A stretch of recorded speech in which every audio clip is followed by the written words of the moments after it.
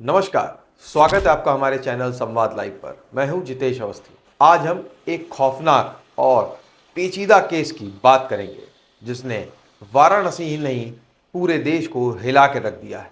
एक ही परिवार के 5 लोगों का कत्ल। इस केस में एक और गौर करने वाली बात यह है कि आज से 27 साल पहले जो कत्ल हुआ था उस दिन भी मंगलवार था और अभी भी ये कत्ल मंगलवार को ही हुआ है। उस दिन भी कार्तिक पूर्णिमा का दिन था और इस बार भी कार्तिक पूर्णिमा ही का ही दिन है। एक अनसुलझी डायरी और एक फरार कातिल जो अब तक पकड़ में नहीं आया है। यह मामला है करोड़पति शराब व्यवसायी राजेंद्र गुप्ता और उनके परिवार के सामूहिक हत्याकांड का, जिसमें रहस्य, पारिवारिक दुश्मनी और बदले की आग ने सबको झकझोर दिया। तो आइए इस केस की हर परत को खोलते हैं। 5 नवंबर, वाराणसी का भदेनी इलाका।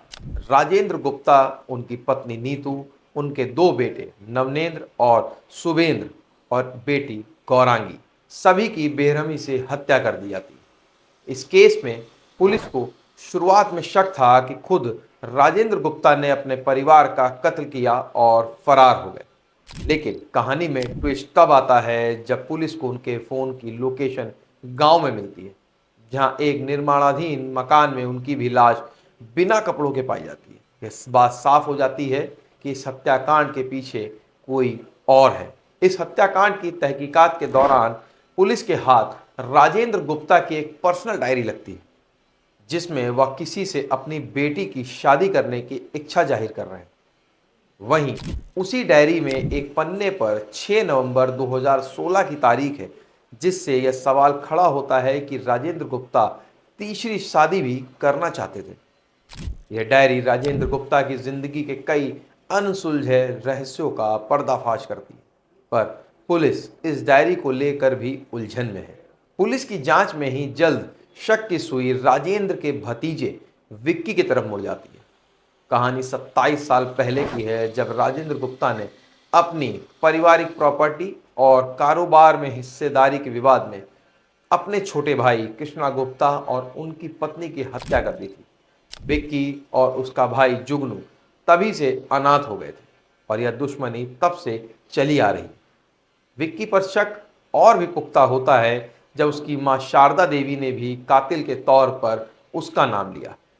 विक्की ने अपने करीबियों से कई बार राजेंद्र और उनके परिवार को मारने की धमकी दी थी। वारदात के बाद पुलिस विक्की की तलाश में जुटी है।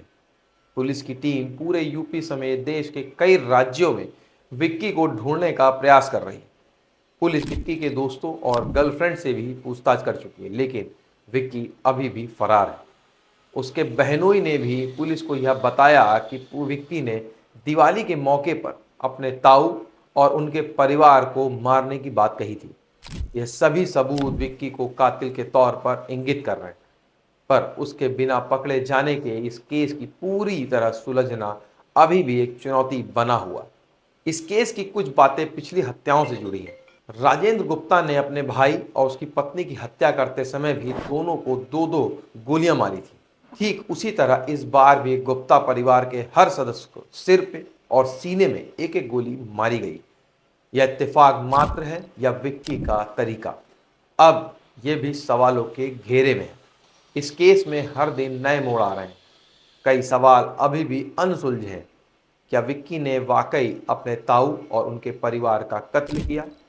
क्या इस हत्याकांड का मकसद सिर्फ बदला लेना था? क्या विक्की के अलावा इस केस में कोई और भी शामिल है? पुलिस की जांच जैसे जैसे आगे बढ़ रही है, इस हत्याकांड का रहस्य भी गहराता जा रहा। तो ये था वाराणसी के गुप्ता परिवार के सामूहिक हत्याकांड का पूरा मामला। इसमें बदले की भावना, पारिवारिक विवाद, जायदाद की लड़ाई ने एक खौफनाक हत्याकांड को जन्म दिया। क्या विक्की को गिरफ्तार कर पुलिस इस केस को सुलझा पाएगी? इस मामले की हर अपडेट के लिए चैनल को हमारे सब्सक्राइब करें और मिलेंगे आपसे नए वीडियो के साथ। नमस्कार।